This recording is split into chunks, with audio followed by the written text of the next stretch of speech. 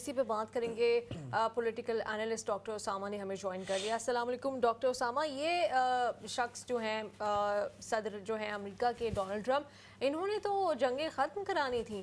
یہ تو مجھے لگتا ہے کہ تیسری عالمی جنگ جو ہے وہ شروع کرانے کے موڈ میں لگ رہے ہیں, کیونکہ جس طرح کا بیان, جس طرح کی سٹیٹمنٹ انہوں نے دی, ہم تو پہلے کافی دیر یہی سوچتے رہے کہ یہ فیک نیوز ہے, کوئی اسکرین شاٹ کسی نے خود سے بنا لیا. لیکن پھر جب وائٹ ہاؤس اور سب جگہ ہی خبر آنا شروع ہوئی تو پتہ چلا کہ وہ تو کھلم کھلا پورے کے پورے تہران کو, جہاں پہ 1 ملین سے زائد لوگ رہتے ہیں, ان کو دھمکیاں لگا رہے کہ چھوڑ جائیں ورنہ کیا ہونے والا ہے. یہ تو خوف پھیلانا, انٹیمیڈیٹ کرنا, سائلنس کرنے کے مترادف ہے. بہت شکریہ نیلم اور احمد آپ کا. بات شروع کرنے سے پہلے سب سے پہلے تو میں ایرانی ٹی وی پہ جو اسرائیل نے حملہ کیا ہے اس کی مذمت کروں گا, اور یہ دراصل بین الاقوامی قوانین کی خلاف ورزی ہے, جنیوا کنونشن کی خلاف ورزی ہے, اور آواز کو, صحافت کی آواز کو دبانے کی کوشش ہے. دوسری بات جو آپ نے یہ بات کی کہ وہ انٹیمیڈیٹ کرنا چاہتے ہیں, بالکل وہ ہراساں کرنا چاہتے ہیں, یہی اسرائیل کر رہا ہے اور یہی امریکہ کر رہا ہے. لیکن جیسے میں نے آپ کو پہلے کہا تھا, جب ہماری پہلے بات ہوئی تھی, تو میں نے جب بھی یہ کہا تھا کہ ڈونلڈ ٹرمپ جو ہے وہ ایک شو مین ہے, جس کا کام جو ہے وہ مختلف قسم کے کرتب دکھا کے لوگوں کی توجہ اپنی طرف رکھنا ہوتا ہے. اس سے پہلے انہوں نے یہ بات بھی کی تھی کہ غزہ خالی کر دیں, اور غزہ کے اندر میں ریزورٹ بنا دوں گا, تفریح گاہ بنا دوں گا, اور اب وہ کہہ رہے ہیں کہ تہران خالی کر دیں. یعنی کہ وہ چاہ کیا رہے ہیں, کیا ان کے کہنے سے غزہ خالی ہو گیا جو اب تہران خالی ہو جائے گا؟ میں یہ سمجھتا ہوں کہ ڈونلڈ ٹرمپ کے ایسے بیانات کو سنجیدہ لینے کی کوشش نہیں کرنی چاہیے. وہ ایک شو مین ہے, وہ ایک اسٹنٹ کرتے ہیں, توجہ اپنی میڈیا کی اپنی جانب مبذول کرواتے ہیں اور آگے چلے جاتے ہیں. اور جس G7 کے اجلاس کے لیے وہ گئے ہیں, اسی ملک کو وہ کہہ رہے تھے کہ وہ امریکہ کی اسٹیٹ بن جائے. تو ان کے بیانات میں اتنا تضاد موجود ہے کہ آپ کو سمجھنے کے لیے بڑی ایک سائنس درکار ہوتی ہے, ریسرچ درکار ہوتی ہے کہ وہ کہنا کیا چاہ رہے ہیں اور کرنا کیا چاہ رہے ہیں.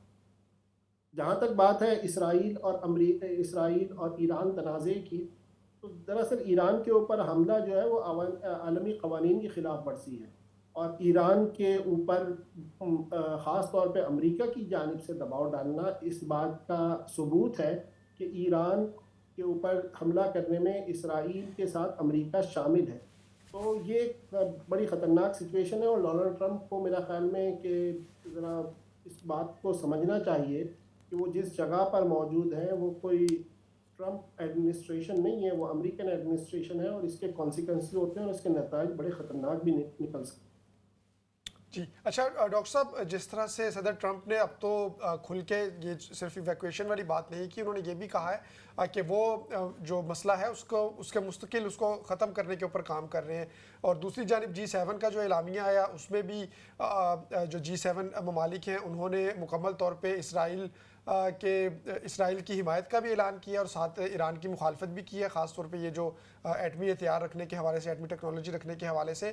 تو کیا کوئی آپ کے خیال میں کوئی راہ ہموار کی جا رہی ہے, کوئی بڑا حملہ کوئی مشترکہ طور پہ تاکہ صرف اسرائیل کے اوپر یا امریکہ کے اوپر نہ آئے, جس طرح سے ہم جانتے ہیں کہ ماضی میں بھی افغانستان اور عراق کے حوالے سے اپنے تئیں یہ کوشش ضرور کی گئی تھی کہ کچھ ممالک کو ساتھ ملا لیا جائے اور ایک مشترکہ طور پہ حملہ کیا جائے. تو آپ کے خیال میں ایران کو بھی ایسی صورتحال کا سامنا کرنا پڑ سکتا ہے؟ دیکھیں احمد, ایک بات ہمیں سمجھنی چاہیے کہ افغانستان جو ہے وہ ایک ورنریبل کنٹری تھا, جس کے پشت پر کوئی نہیں تھا, اور جنگ زدہ ملک تھا جب امریکہ نے اس کے اوپر حملہ کیا. نہ اس کی کوئی انفراسٹرکچر تھا, نہ اس کی کوئی دفاعی صلاحیت تھی, نہ کچھ اور تھا. اس کے باوجود بھی آپ یہ دیکھ لیجئے کہ 20-22 سال امریکہ جو ہے وہ افغانستان کے اندر سر پھوڑ کے کیا نتائج نکال پایا. انہی کے حوالے حکومت کر دی جن کی حکومت کو ٹاپل کر کے آیا تھا. جہاں تک عراق کا معاملہ ہے تو عراق کے اندر شیعہ سنی ڈیوائیڈ موجود تھی, اور جس کی وجہ سے ایک فالٹ لائن موجود تھی, اور امریکہ نے اس کا فائدہ اٹھایا اور ایران کی مدد سے عراق کے اندر صدام حسین کو ہٹا دیا. لیکن ایران کے اندر تو ایک یونٹی نظر آ رہی ہے. ابھی دیکھیں کتنے حملے تہران کے اوپر, تبریز کے اوپر, دیگر شہروں کے اوپر ہو رہے ہیں, لیکن آپ کو ایران کے اندر یونٹی نظر آ رہی ہے. ایران کے اندر کوئی ڈیوائیڈ موجود نہیں ہے. اور خاص طور پہ ایران کو خالی آپ ایران نہ سمجھیں, ایران جو ہے وہ سنی کے علاوہ ایک اور سیکٹ جو ہے شیعہ مسلمانوں کا ہیڈ کوارٹر ہے, جس کے فالوورز کی تعداد پوری دنیا میں کروڑوں کے اندر ہے. تو ایران کے اندر کوئی اور رجیم چینج کرنا, جس کو رجیم کہہ رہے ہیں, وہ دراصل ایرانی शियाओं के रूहानी पेशवा खामनाई साहब को हटा के किसी और को वो इंस्टॉल करना चाहते हैं। तो ये इतना आसान काम नहीं है जितना वो समझ रहे हैं, और डोनाल्ड ट्रंप को भी इस बात का अंदाज़ा है कि इसके नतीजे के अंदर वो कुछ नहीं कर पाएंगे। तो ईरान के साथ अफ़गानिस्तान या इराक को मिलाना बहुत मेरे ख़्याल से ज़्यादती होगी। और ईरान ने जिस तरीके से जवाब दिया है और ईरान जिस तरीके से जवाब दे रहा है, उसने तो इसराइल की नींदें उड़ा दी हैं, और इसी की वजह से उन्होंने सारी ट्रांसमिशन ख़त्म कर दी, सारी चीज़ें बंद कर दी, तमाम सेंसर पॉलिसी नाफिज कर दी, यानी कि इसराइली शहरियों को भी कहा जा रहा है कि वो तबाही के मनाजिर ना दिखाएं। तो मैं ये समझता हूँ कि जो कुछ समझ रहे थे वो कुछ नहीं हो सका, और जो कुछ वो अब समझ रहे हैं वो भी शायद आइंदा ना हो पाए। दो नुक्ते हैं। एक तो डोनाल्ड ट्रंप जब तेहरान के लोगों के बारे में अभी स्टेटमेंट भी दे रहे थे कि वो सेफ़ नहीं है, उनको वहाँ से चले जाना चाहिए, तो तेल अवीव और हाइफा की भी सूरत हाल वैसी है, तो फिर वहाँ के लोगों के लिए भी यही मैसेज होना चाहिए था, उनको भी निकलने दें, उनकी भी बोट्स के ज़रिए से वो साइप्रस जा रहे हैं, तो फिर स्पेशल जहाज़ भेजें। इसराइलियों की भी उनको फ़िक्र होनी चाहिए, उनको भी कहीं महफूज जगह मुंतकिल होना चाहिए, क्योंकि ईरान तो काउंटर अटैक कर ही रहा है। लेकिन ये कितना खौफनाक है, लिबिया और लेबनान और सीरिया और यमन, गज़ा और ईरान, मतलब ये मिडल ईस्ट या अरब या गल्फ़ कंट्रीज़ को समझ आ रही है कि ये किस हद तक खौफनाक है ट्रेंड? नीलम बिल्कुल समझ में आ रही है। दूसरी बात ये है कि जो आपने पहली बात की उसका मैं जवाब दे दूँ कि तल अबीब तो खाली हो चुका है, हाइफा खाली हो चुका है, उनके एयरपोर्ट बंद हो चुके हैं। देखिए, इसराइल की जितनी छोटी ज्योग्राफी है उसके अंदर हिट करना कोई मसला ही नहीं है। ईरान की जितनी बड़ी ज्योग्राफी है, ईरान के अंदर हिट करना एक बहुत बड़ा मसला है। तो इसराइल जो सेफ हेवन समझता था अपने आप को आयरन डोम की वजह से, वो खाली हो चुका है, और इसराइली शहरी भाग चुके हैं तल अबीब से और दीगर जगहों से। जो फंसे हुए हैं वो भी बाहर निकलने की कोशिश कर रहे हैं। जहाँ तक बात यह है कि लिबिया, इराक, जॉर्डन और तमाम ममालिक, जिनका भी आप सीरिया का नाम ले लें, लेकिन मैं ये नहीं समझता कि ऐसी कोई चीज़ ईरान के अंदर कामयाब हो पाएगी। और ईरान के अंदर इस वजह से कामयाब नहीं हो पाएगी कि जो आखिरी स्ट्रेंथ बची है इस खित्ते के अंदर, आखिरी दो स्ट्रेंथ इस खित्ते के अंदर बची हैं, टर्किया और पाकिस्तान। दोनों एक पेज पर मौजूद हैं, दोनों कदम से कदम मिला के आगे चल रहे हैं। इंटरनेशनल फोरम्स के ऊपर आप देख लीजिए, ईरानी पार्लियामान के अंदर आप देख लीजिए कि पाकिस्तान से तशक्कुर की करारदादें मंजूर हो रही हैं। तो पाकिस्तान ने इस बात को प्रीएम्प्ट किया है कि जिस तरह इराक के अंदर हुकूमत को हटा के ईरान को निशाना बनाया है, ईरान की हुकूमत हटा के पाकिस्तान को भी निशाना बनाया जाएगा। तो मैं ये समझता हूँ कि ईरान, पाकिस्तान और टर्की साथ खड़े हैं, और शायद तारीख जो है वो अब एक नया रुख इख्तियार करे। अभी ये जैसे पाकिस्तान के हवाले से बात की, इसके अलावा मुख्तलिफ जो मीडिया के ऊपर भी हमला, मीडिया की ही अगर बात करें तो हम इन दिनों में फेक न्यूज़ की बहुत ज़्यादा देखने को मिल रही है। ठीक है, हम जानते हैं कि जंग में जो सबसे पहली मौत होती है वो तो सच्चाई की ही होती है, लेकिन ये जो एक एंगल ख़ास तौर पे बनाया जा रहा है पाकिस्तान के हवाले से कि, और शायद बहुत सारे लोग पाकिस्तान में जज्बाती होकर उसको शेयर भी कर रहे थे, फिर गवर्नमेंट को उस हवाले से क्लियर करना पड़ा कि पाकिस्तान जो है वो ईरान की मदद कर रहा है। और एक बयान में यहाँ तक कहा गया था कि अगर इसराइल ईरान के ऊपर हमला करेगा तो पाकिस्तान इसराइल के ऊपर एटमी हमला कर देगा। इस तरह की खबरें जो फैलाई जा रही हैं, और फिर हमने ये भी देखा कि जो न्यूज़ रिपोर्ट्स आई कि इसमें जो इंडिया की इन्वॉल्वमेंट भी है, हो सकता है इंडिया की भी इन्वॉल्वमेंट हो, या खुद से पाकिस्तान के अंदर से कुछ लोगों ने जज्बाती होकर ये चीज़ें शुरू कर दी। तो इससे पाकिस्तान के मौक़िफ़ को आप क्या समझते हैं, कितना नुकसान होगा? कोई अगर पाकिस्तान को हीरो बना के इस वक्त ख़ास तौर पे जंग के हवाले से पेश किया जाए, तो क्यों पाकिस्तान की जो गवर्नमेंट है वो बहुत मुहतात नज़र आ रही है इस हवाले से? देखिए अहमद, पाकिस्तान का बराह रास्त तसादुम नहीं है, ये बात आप समझ लीजिए। और जो मैंने बात की पाकिस्तान, टर्की और ईरान की, वो इंटरनेशनल फोरम्स के ऊपर साथ खड़े हैं।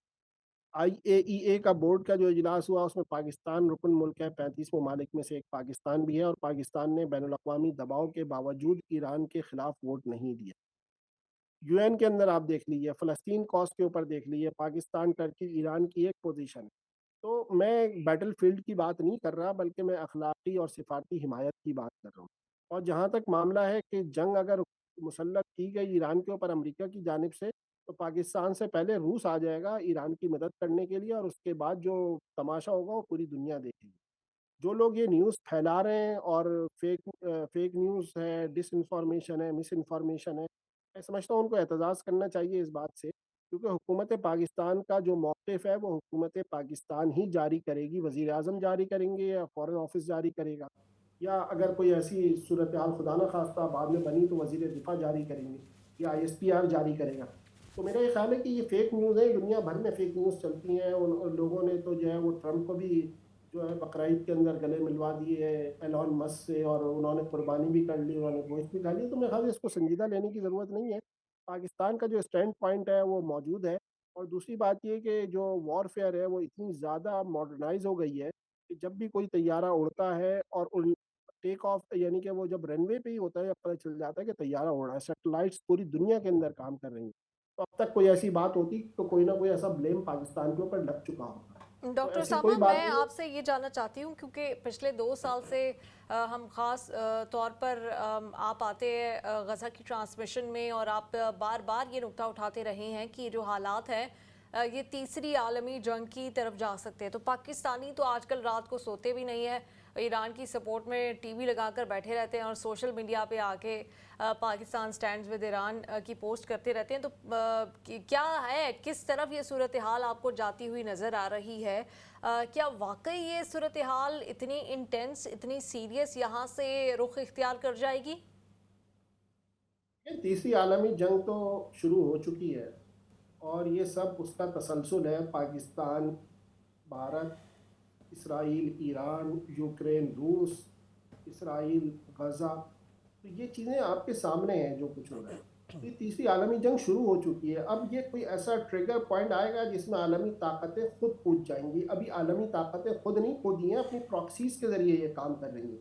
आपको पता है इंडिया किसकी प्रॉक्सी है, आपको पता है इसराइल किसकी प्रॉक्सी है, और किसके कहने पर उन्होंने हमले किए, और किसने जंगबंदी करवाई, और कौन बयानात किसके हवाले से दे रहा है। तो ये तमाम बातें जो है वो दुनिया को मालूम है। कोई ऐसी 200 साल पुरानी दुनिया नहीं है, यहाँ पे इंफॉर्मेशन नहीं पहुँचती, यहाँ पे तो इंफॉर्मेशन एक क्लिक में पहुँचती है।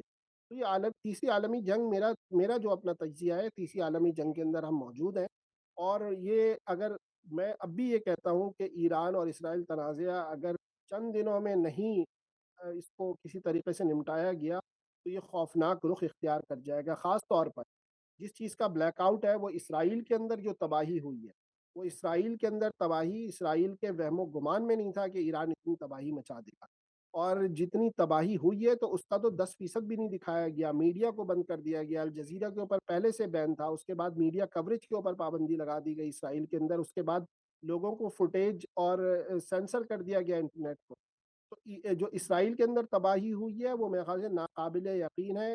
तल अबीब जो है वो दूसरा गज़ा बनता जा रहा है, और अगर चंद दिन ये जंग मजीद जारी रही तो तल अबीब का मंजर गज़ा से मुख्तलिफ नहीं होगा। और ये वो पॉइंट होगा कि जहाँ पे फिर इंटरनेशनल प्लेयर्स अस खुद कूदेंगे, क्योंकि उनके जो कठपुतलियाँ हैं वो जब नाकाम होंगी तो बराह रास्त उनको फिर जंग में आना पड़ेगा। और जब एक तरफ से प्लेयर आएंगे तो दूसरी तरफ से भी प्लेयर अच्छा आएंगे। डॉक्टर उसामा, चूंकि मेरे जहन में एक सवाल आ रहा है जो इससे रिलेटेड है, तो मैं चाहूँगी इस पे भी आप कमेंट कर दें। आपने हमें कह रहे थे, मुझे और अहमद को, कि हमें पता है कि कौन किसकी प्रॉक्सी है, इंडिया किसकी है। तो जब हमें पता है तो आपको क्या लगता है कि पाकिस्तान के जो एक सिटिंग आर्मी चीफ हैं, प्रेजेंट आर्मी चीफ हैं, उनका इस वक्त का जो अमेरिका का दौरा है, वो आपको ठीक लगता है, सही लगता है? उसका इस तमाम मंजरनामे के कॉन्टेक्स्ट में नहीं देखना चाहिए, अलग देखना चाहिए, कैसे देखना चाहिए उसको हमें? देखिए नीलम, शकूक तो मुझे भी थे जब दौरा हुआ और पहले ही दिन हमला हो गया। लेकिन उसके बाद ये शकूक रफ़ा इस वजह से हो गया, जो पाकिस्तान का स्टैंड है वो बड़ा ही स्ट्रॉन्ग है इस हवाले से। और हर हवाले से पाकिस्तान का स्ट्रॉन्ग बिल्कुल क्लियर है, कोई उसमें डाउट नहीं है, उसके अंदर कोई अगर मगर नहीं है। पाकिस्तान बिल्कुल क्लियर ईरान के साथ खड़ा है, इसराइल की मुखालफत कर रहा है। पाकिस्तान के अंदर रैलीज हो रही हैं, पाकिस्तान का फॉरेन ऑफिस बयान जारी कर रहा है। पाकिस्तान जो है UN सिक्योरिटी काउंसिल के अंदर और IAEA के बोर्ड के अंदर जो कारकर्दगी है। तो मैं ये समझता हूँ कि मुझे तो अब कोई डाउट नहीं है कि अगर कोई ऐसा टाइम चूज़ कर लिया गया, चले वो गलत टाइम था, लेकिन पाकिस्तान के स्टैंड पॉइंट के अंदर 1% भी कोई मुझे लग़्ज़िश महसूस नहीं हुई कि पाकिस्तान ने पीछे हट गया हो। तो मैं ये समझता हूँ कि इससे जो बैनुल-अक़वामी प्लेयर्स हैं वो मज़ीद परेशान हैं कि ये हमने इनको बुला भी लिया, ये हमारे मुल्क के अंदर भी मौजूद हैं, लेकिन इनके स्टैंड के अंदर कमी नहीं आ रही। मैं समझता हूँ कि पाकिस्तान इस चीज़ से पाकिस्तान के इंटरनेशनल कद के अंदर और सियासी वज़न के अंदर बहुत ज़्यादा इज़ाफ़ा हुआ है। یہ کہ جو آپ نے پاکستان کے سٹینڈ کی بات کی، پوری دنیا میں اس حوالے سے گفتگو کی بھی جا رہی ہے، اتنا جو اسٹرانگ پاکستان نے لیا سٹینڈ، اس کی آپ کو وجہ کیا لگتی ہے؟ مختصر بتائیے گا، کیونکہ افغان جنگ کے دوران جو سٹینڈ تھا وہ بھی ہمارے سامنے ہے، جس طرح سے تمام فیسلٹیز فراہم کر دی گئی تھی، لیکن اس موقع پہ جو ایک مضبوط سٹینڈ جو لیا بھی جانا چاہیے تھا، اس کی بنیادی وجہ آپ کو کیا لگتی ہے؟ سوری احمد، مجھے اس لیے ہنسی آ رہی تھی کہ آپ نے کہا کہ افغان جنگ کے دوران وہ سٹینڈ نہیں تھا، وہ تو سٹ تھا میرے خیال سے. بالکل. اچھا جی، دیکھیں دو چیزیں ہیں کہ 9/11 کے بعد آج 25 سالوں کے اندر پوری مسلم دنیا کے اندر یہ ریئلائزیشن ہے کہ ہمیں ایک ایک کر کے شکار کیا جا رہا ہے، اور یہ ریئلائزیشن اب ایران کے پاس بھی ہے. ایون یہ کہ میں ابھی پچھلے دنوں ویڈیو دیکھ رہا تھا، جب صدام حسین کو کمرہ عدالت میں سزا سنائی گئی پھانسی کی، تو جو صدام حسین نے 2-3 منٹ کا مختصر وہاں پہ نعرے لگائے اور خطاب کیا، اس کے اندر بھی اس نے یہ کہا کہ جنگیں کرنا ہماری غلطی تھی، اور جو ہمارے دشمن تھے ہمیں ان سے سینے سے سینہ ملا کے کھڑا ہونا چاہیے، ان کو اپنے دامن میں جگہ دینی چاہیے. اس کے بعد آپ دیکھ لیجئے کہ ایران نے جو کچھ عراق کے اندر کیا، اور اب کہاں سے حملے ہو رہے ہیں، اب جتنی بھی تمام چیزیں آپریٹ کی جا رہی ہیں وہ عراق سے کی جا رہی ہیں.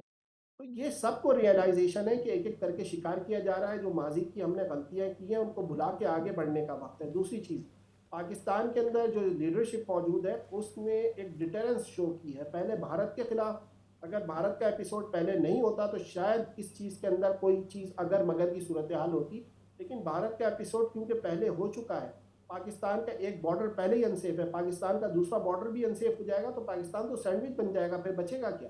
تو یہ وہ چیز ہے کہ جس نے پوری مسلم ورلڈ کو اس چیز کو ریئلائز کرا دیا، سعودی عرب کو ریئلائز کرا دیا، جس کو ہم نے بہت برا بھلا کہا پچھلے دنوں، تمام لوگ کہتے تھے اس کو برا بھلا، لیکن ان سب کو ریئلائز کرا دیا کہ ہدف کیا ہے. تو میں سمجھتا ہوں کہ یہ بہت اچھی ڈیولپمنٹ ہے، ہمیں اس کی ستائش کرنی چاہیے. یہ سیلف ریئلائزیشن ہے، سیلف ایکچولائزیشن ہے کہ مسلم ورلڈ کہاں کھڑی ہے، اور مسلم ورلڈ نے بالآخر اسٹینڈ کر لیا ہے، اور یہ سب سے بڑی بات. اور دیکھیں گے کہ کب تک یہ سٹینڈ چلتا ہے. دعا کو تو ہم ہیں کہ اسی طرح سے سٹینڈ رہے اور جنگ کو روکنے کے لیے کوئی عملی کاوش بھی ہو. ڈاکٹر صاحب بہت شکریہ، تھینک یو ویری مچ، آپ ہمارے ساتھ موجود رہے.